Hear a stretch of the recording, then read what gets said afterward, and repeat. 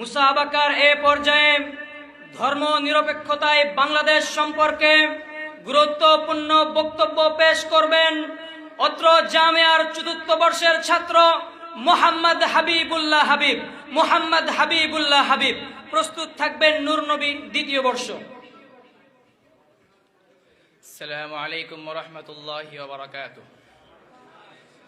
ইন্নাল হামদালিল্লাহ والصلاة والسلام على من لا نبي بعده أما بعد فأعوذ بالله من الشيطان الرجيم بسم الله الرحمن الرحيم اليوم أكملت لكم دينكم وأتممت عليكم نعمتي ورضيت لكم الإسلام دينا وقال رسول الله صلى الله عليه وسلم لا يبقى على ظهر الأرض بيت مدر ولا وبن إلا أدخله الله كلمة الإسلام إما بعز عزيز وإما بذل ذليل। জামিয়া ইসলামিয়া ওলি ইবনে ওসমান খান মাদানী নিসাব কর্তৃক আয়োজিত আজকের বার্ষিক হাফলার সম্মানিত সভাপতি ও বিজ্ঞ বিচারক মণ্ডলী ও আমার সামনে উপবিষ্ট বাংলার দূর দূরান্ত থেকে ছুটে আসা ইলম পিপাসার্থ ছাত্র ভাইয়েরা, সকলকেই জানাই আন্তরিক মোবারকবাদ। মুহতারাম হাজিরিন, আজকের হাফলার বিষয়বস্তু সম্পর্কে আপনারা সকলেই অবগত আছেন, আর তা হলো ধর্মনিরপেক্ষতায় বাংলাদেশ। আল্লাহ চাহে তো উক্ত বিষয়ের উপর কিঞ্চিত পরিমাণ আলোকপাত করার চেষ্টা করব ইনশাআল্লাহ, ওয়া মা তাওফীকি ইল্লা বিল্লাহ।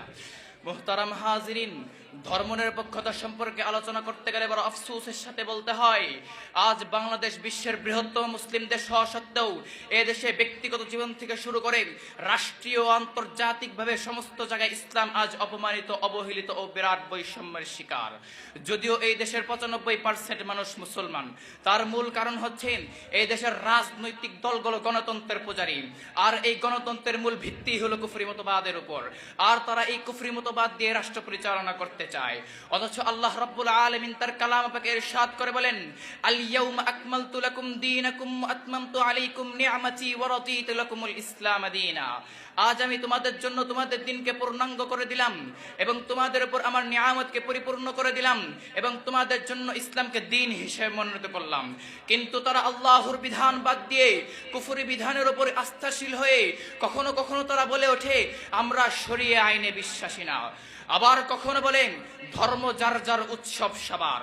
আবার কখনো বলেন পূজা আর রোজা মুদ্রার এই পাশ ওপাশ। আবার কখনো বলেন লাকুম দীনুকুম ওয়ালিয়া দীন। তাই তো রব্বে কারীম তার কালাম পাকে ইরশাদ করে বলেন, কদ বাদাতিল বাগদাউ মিন আফওয়াহিহিম ওয়া মা তুখফি সুদুরুহুম আকবার। মুহতারাম হাজিরিন, তাদের আকীদা হলো এইরকম, তারা মনে করে ধর্ম ধর্মের জায়গায় থাকবে, শিক্ষা শিক্ষার জায়গায়, সমাজ ব্যবস্থা সমাজ ব্যবস্থার জায়গায়। তারা মনে করেন ধর্ম শিক্ষা ও সমাজ ব্যবস্থায় প্রবেশ করতে পারবে না। তারা মনে করেন মুসলিম যেমন মসজিদে